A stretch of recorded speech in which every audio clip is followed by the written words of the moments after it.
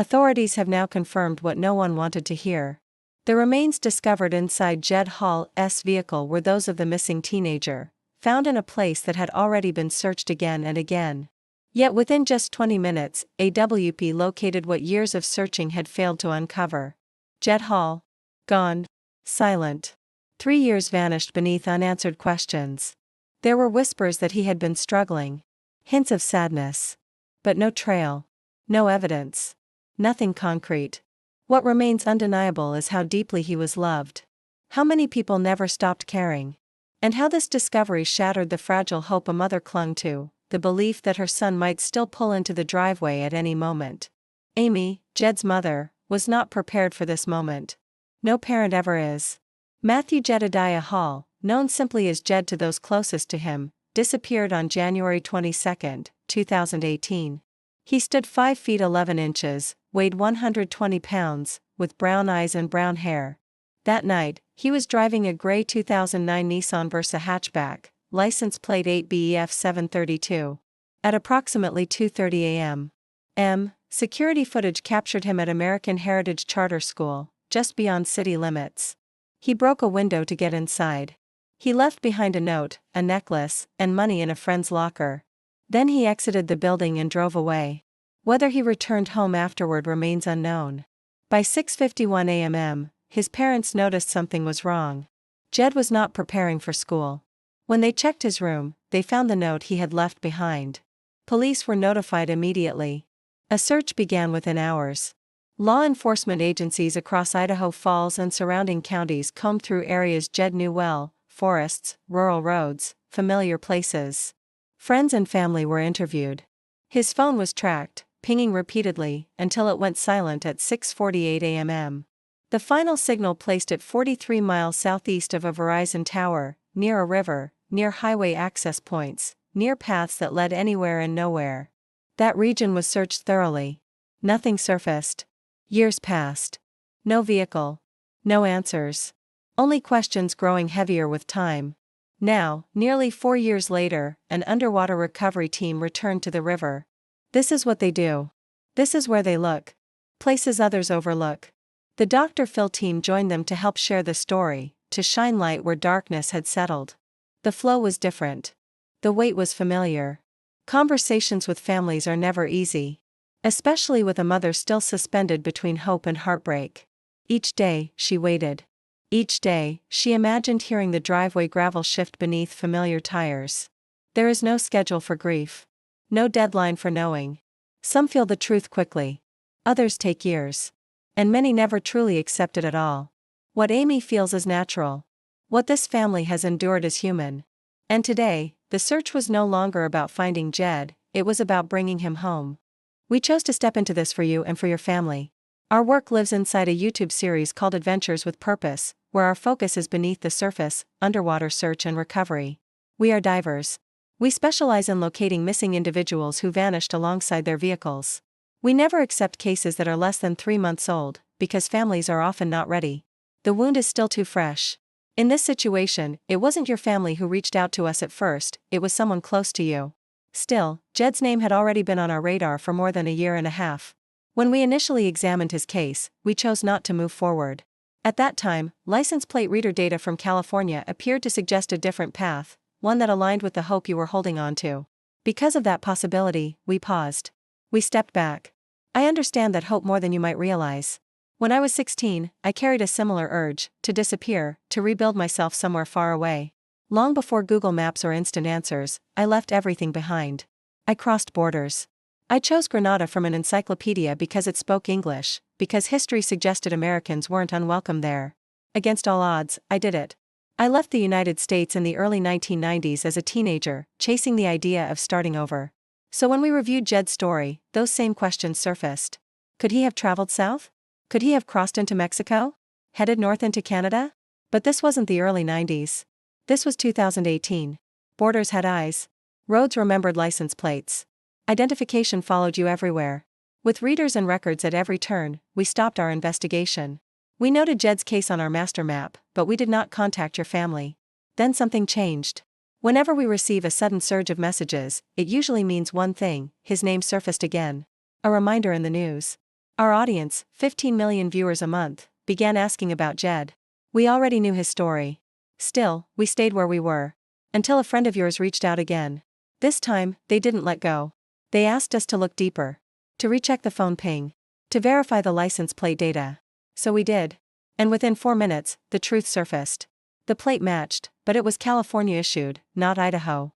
Registered to a 1968 Volkswagen Beetle belonging to someone living just blocks from the reader itself. The lead dissolved. By then, what began years ago as a simple mission, diving to remove cars from waterways, had become something sacred. Families started calling. Viewers started pleading. They saw what we could do. They asked us to help find those who never came home. In just 2 years, we've helped bring 21 missing loved ones back to their families. People ask about our success rate. I tell them this: our promise is certainty. One way or another, we bring answers. Statistically, we locate missing loved ones underwater about 15 to 18% of the time. That number comes from one truth: patterns. Where someone lived.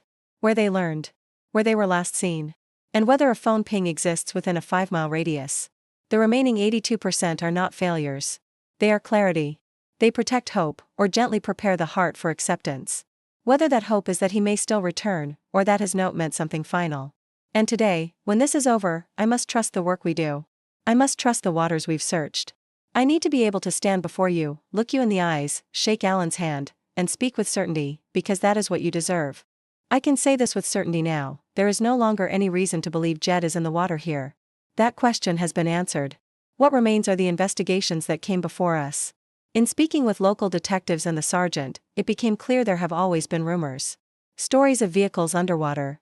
Whispers without details. No one could say what kind of vehicles. No one could say exactly where. One rumor even mentioned an ice cream truck. And I thought, if that were real, it wouldn't be a rumor. It would be headlines. Someone would be asking whose truck it was. That story has never surfaced here. When I spoke with the detective, I was honest. It's not about distrust. It's about responsibility. I only trust the work my team does with our own eyes and our own hands. Because we've recovered loved ones from places other dive teams had already declared clear. Sonar passed over them. Searches were closed. And yet, they were still there.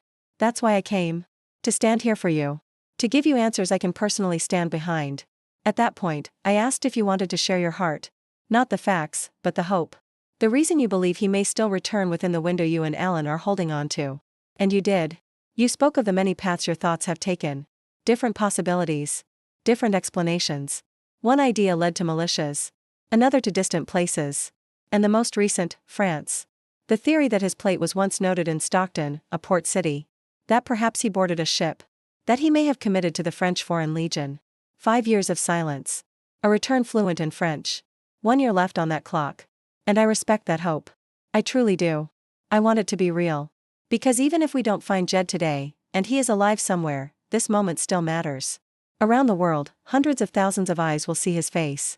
They'll hear his name. They'll know his mother is waiting. That he isn't in trouble. That nothing stands in the way of coming home. One call. One message. That's all it would take. From what we know, there's nothing here he'd be punished for. No crime hanging over him. No reason to stay hidden. Unless something happened after he left, there is nothing we're aware of. So if Jed is out there, or if anyone recognizes him, reach out. Call his mother. Contact law enforcement. Share what you know. Every detail matters. Publicity helps. Light helps. The more people who know he's missing, the greater the chance someone recognizes him. And today, I'll do everything I can. We're starting at the local boat ramp, the closest access point tied to what we know. From there, we move outward. Based on the timeline, 2:30 a.m. at the school, a 4-hour window until the final phone ping, there was time to think. Time to choose. If this was intentional, there's no reason he would have stopped here. He could have gone north. Highways branch in every direction. Or south, toward ports, toward ships, toward anonymity. All possibilities remain.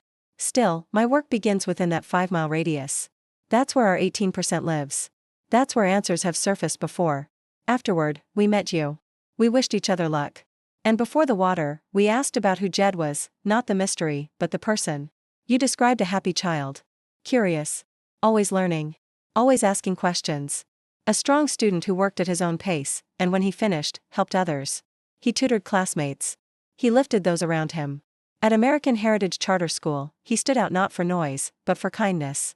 You remembered travel. Long days by the ocean. Tide pools. Tiny creatures studied later at home, names learned, worlds understood. Soccer fields where coaches were glad to see him arrive. The Civil Air Patrol, his love of flight, of the sky, of possibility. That's who he was.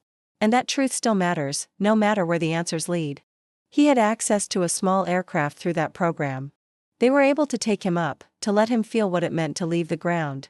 He once attended a summer camp in Boise at the air base there, where he flew in helicopters and spent time around aviation. It stayed with him. He loved it. From the time he was very young, he spoke openly about becoming a soldier one day. That path always seemed to call to him. He was preparing himself for it, step by step. College prep courses. Plans to apply to the Air Force Academy. Military service ran in the family. His grandfather served in the Air Force, and through that connection, there had even been recent communication with someone on the Academy's faculty. My parents visited them the fall before, then came here for Christmas. That was the last Christmas we all spent together as a family. Jed was dependable. Kind. He helped without being asked. He worked part-time at a local restaurant, Grandpa's Southern Barbecue, and he genuinely enjoyed it. He had been there a long time. He was balanced. Grounded. A good kid. Then January 22, 2018 arrived. Looking back at that moment, nothing stood out as wrong. We had just come off Christmas break. He had been back in school for a couple of weeks. Life felt ordinary. There were no family arguments. No tension. No anger. Like most teenagers, he sometimes complained about chores, but he always did them. There were no romantic conflicts, no breakups, no drama. He had friends, including girls he spent time with, but nothing serious. Everything felt normal. The only difference that morning was minor. My husband was sick, likely the flu, and slept in a different part of the house than usual. For a few days, he hadn't been very engaged with us because he wasn't feeling well. He rested more. But that's life. Nothing alarming. Nothing that would make you pause. We were completely blindsided. There had been no warning. No sign. Nothing that suggested something was about to happen. It came out of nowhere. Using government search and rescue software, we established a 5-mile radius around Idaho Falls. This marker represents the last cell phone ping. Right here, this boat ramp, is where we are standing now. There are other points of interest on the map. One ramp just north of the radius. Another to the south, still within it. A third slightly beyond the southern edge. Historically, this 5-mile boundary is where our work is most effective when a person disappears with their vehicle. If they are in the water, this is where we usually find them. The school is marked here, the charter school. To complete the picture, 2 pieces are missing, the general location of his home and the time window. Not an exact address, just the area where he was staying. Placed between these 2 points, right here. Now the timeline. He left the school around 2:30 a.m. The final phone ping came shortly before 7 a.m., roughly 4 hours unaccounted for. The last signal placed the phone in this area. Which raises a question that can't be ignored. Did he leave the phone behind? Did he abandon it intentionally? It's possible. Very possible. And when someone vanishes, those unanswered minutes, the quiet space between movement and silence, are often where the truth hides. When a phone goes silent, there are only 2 explanations. One is abrupt, a hard shutdown. That usually means impact, damage, or water. The other is ordinary, a controlled shutdown, where the battery drains or someone powers it off. Each tells a very different story. At this point, we don't know which one applies here. That information would be held by law enforcement, since they have access to the full ping data. That distinction matters. It's on my investigative list. If the phone experienced a hard shutdown, it suggests something unusual happened in that moment, something sudden, something physical. That's often consistent with water or destruction. But if the shutdown was intentional, then the picture changes entirely. That would mean the disappearance was deliberate. And in a strange way, that's hopeful. Because it means Jed didn't vanish by accident, he chose to disappear. And if that's true, then the search doesn't end here. It continues elsewhere. To move forward, we need to understand his patterns. Where he went. What places mattered to him. Travel habits and familiar locations often reveal more than words ever could. So I asked, were there places nearby that held meaning for him? Somewhere he returned to regularly? Somewhere with emotional weight? You mentioned the Elks Lodge. That's where his Civil Air Patrol meetings were held. We located it on the map, off East Ella. Thursday evenings. That goes into the grid. Then there was work. Grandpa's Southern Barbecue on West Broadway. A place he frequented often. That location was added as well. Now we have the key points forming a shape: home, school, work, and the path between them. We also know that the night he entered the school, he left something meaningful behind, for a female friend. Money. A necklace he had made himself. That matters. It tells us who he was thinking about. She worked at Reed's Dairy. Also on West Broadway. Within the 5-mile radius. You explained that he would often stop there after work, before heading home. That location was added. The money he left totaled $1,000. Along with the necklace, there was a note. Its contents are already known. Every marker we place narrows the unknown. Then I asked about one final symbol on the map, the red marker. You explained it simply. It meant a vehicle had been identified. At moments like this, I'm reminded how heavy this work is. Often, families come to us already believing their loved one is underwater. Here, it's different. I am standing in the space between belief and hope, trying to clear an area while knowing what that means emotionally. Because if we don't find him here, hope survives. And if we do, it takes something sacred away. Amy said it herself, she believes he could come driving into the driveway at any moment. Hearing that is painful. Being here means challenging that belief, not out of disbelief in her love, but out of responsibility to the truth. And that is what makes this so difficult. Standing here feels almost like saying, I need to be certain, even when certainty threatens hope. And I don't like that feeling at all. That feeling, I don't hide it. I truly don't like being here today. And someone might ask, then why come at all? The answer isn't simple. Part of me says that if Jed is here, then maybe I can give his mother answers sooner rather than later. But another part of me resists that entirely. Because answers can end hope. And I don't want to be the one who takes that from her. I don't even know how to explain that conflict. It's just heavy. The water here is shallow. Barely 6 feet deep. Up near the bridge, where the channel drops, it reaches 25, maybe 30 feet. But right here, it's nothing. Then suddenly, wait. Stop. Right there. Do you see that? No. No way. Get the camera. Right now. There, right side up. Sitting on its wheels. Just inches beneath the surface. I don't like this. Not at all. Because if this is his, then everything we were just talking about disappears. Every bit of hope. Gone. God, there it is. 14 feet of water. Right under us. Just off the ramp. This far from shore. This isn't what I wanted. And somehow, it is. I wanted a rock. I wanted anything else. But that's solid. That's a vehicle. Give me the buoy. I'm seeing a hatchback. Small. That's exactly what's on the screen. A compact hatchback. That position, it matters. Where the buoy sits tells a story. A vehicle entered from the ramp, floated briefly, then drifted and settled right there. It's classic. About 75 yards from shore. A small, lightweight car with a relatively large cabin space. That matters. Because air equals buoyancy. A Nissan Versa isn't large, but it holds enough air to float. Combined with air trapped in the tires, vehicles like this can stay afloat anywhere from 2 to 10 minutes before sinking. That's why it traveled this far. If this is worst case, and I'm not saying it is, then this becomes a crime scene. Law enforcement is already here. But this is not what we came for. Not yet. We'll dive it. We'll clear it. And then we'll keep moving. We'll use every bit of daylight we have. Out here on the water, I'm talking with Josh, and the same thought keeps repeating. I want to strip away the belief that Jed might still pull into the driveway someday. And in this exact moment, I don't want to say that I've found his car. I don't want to say that I've found his son. So what I will say, carefully, is this: we've located a small vehicle, similar in shape to the one Jed was last driving. That's all. Until we put eyes on it, until we know for certain, that's where it stays. And this is where everything becomes unbearably real. What makes this so hard is the question we never stop asking ourselves: do we want it to be this, or do we pray that it isn't? As Doug prepares to go down, all of us remain on shore, frozen, holding our breath. Waiting. The minutes stretch. The next hour becomes unbearable, thick with tension, fear, and opposing emotions pulling in every direction. Doug needs time. 20, maybe 25 minutes to suit up. I suggest Amy stay with her husband while we wait. There's no certainty yet. We're not committing to anything.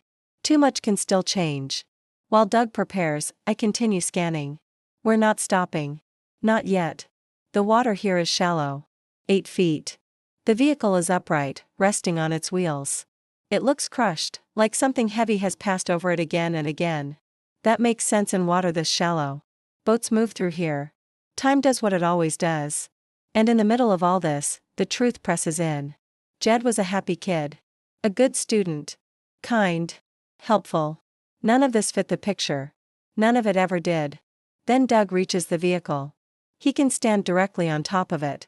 The roof has been pushed down, collapsed from repeated impact. Boats have driven over it for years, compressing it slowly, just like we've seen in other cases, where shallow water turns vehicles into silent targets. It reminds me of Marine City, Michigan, where a massive barge crushed a car beneath it. This damage tells a similar story. Doug has the rope. He's going under. It won't take long to know. 30 seconds is enough to recognize the vehicle.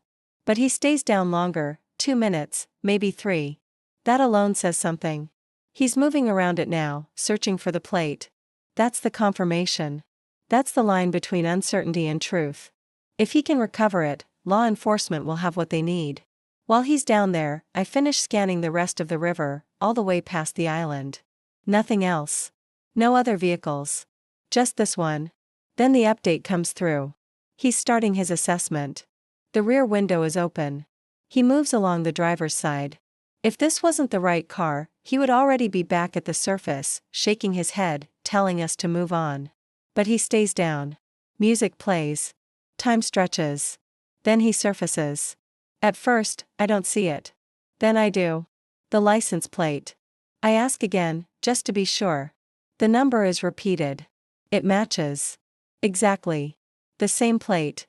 The same vehicle. A Nissan Versa. At this moment, everything changes. This is no longer just a search. This is now a crime scene. From this point forward, the authorities take control of the scene. They'll secure the area and begin their own evaluation of how recovery should proceed.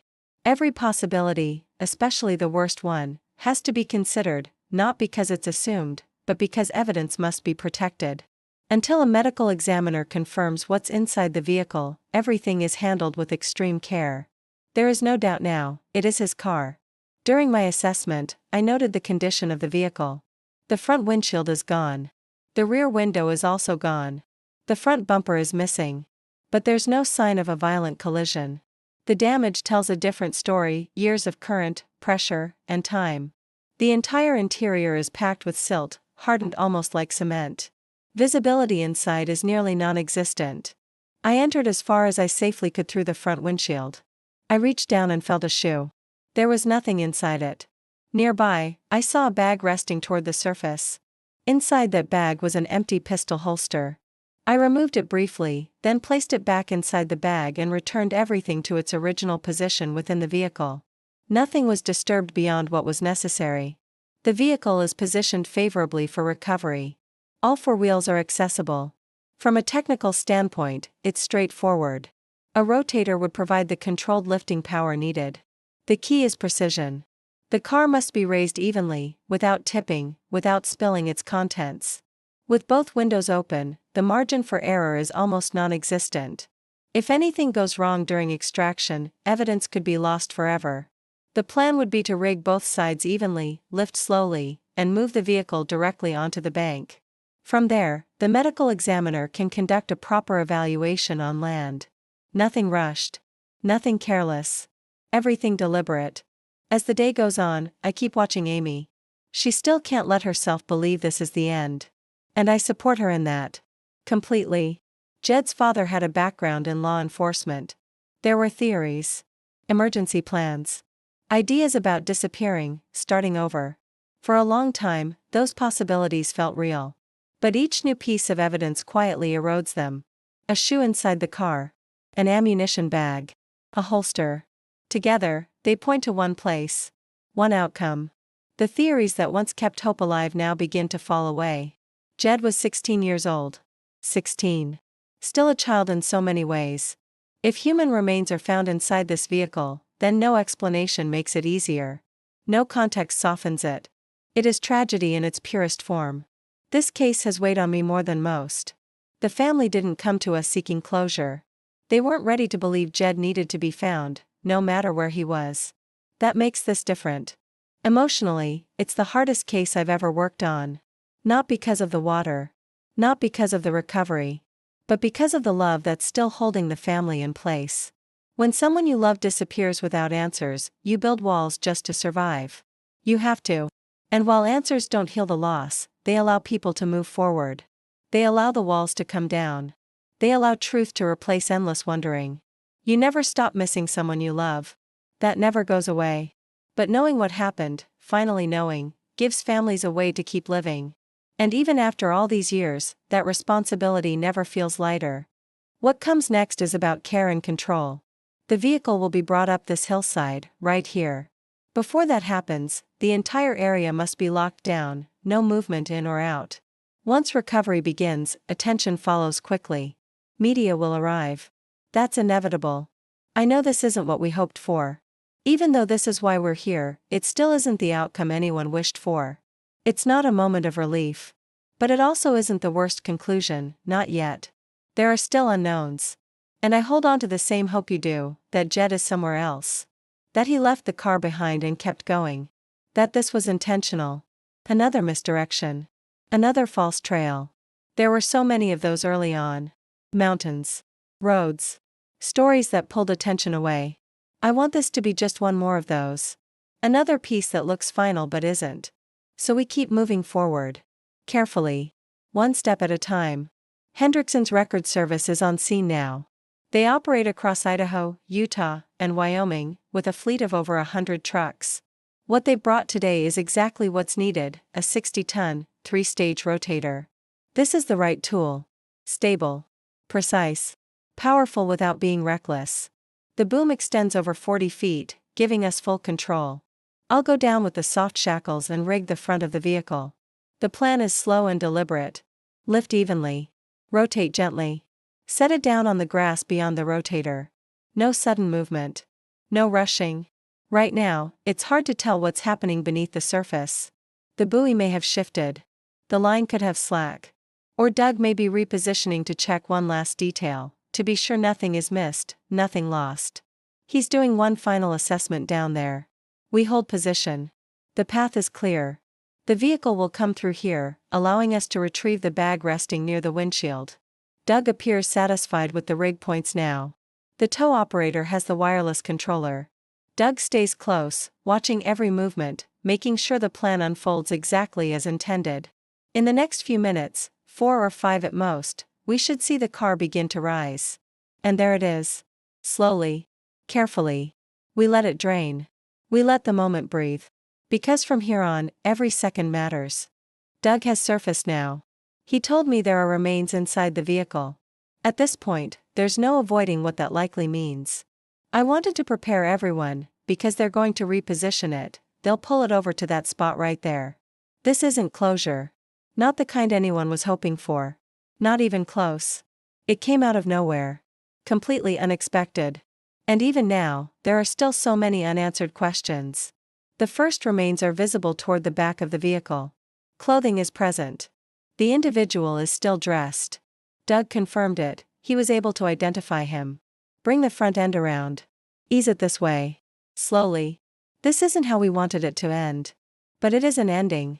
And sometimes, answers, no matter how painful, are all that remain. It doesn't make it right. It just makes it real. You did what you came here to do. That part is finished now. The rest belongs to the investigators. Thank you. Truly. There was so much life ahead of him. The car driven by 16-year-old Jed Hall, last seen days earlier, was recovered from the Snake River in Idaho Falls on Sunday morning. Inside, investigators discovered human remains. Authorities have now confirmed that the body found in the vehicle is that of the missing teen. Despite the area having been searched multiple times before, the vehicle was located within 20 minutes once the search resumed. This is a terrible day. Maybe the worst. Yet in some quiet, broken way, knowing the truth is better than the endless uncertainty, the unanswered what-ifs that haunt every hour. There are no words left now. Only silence.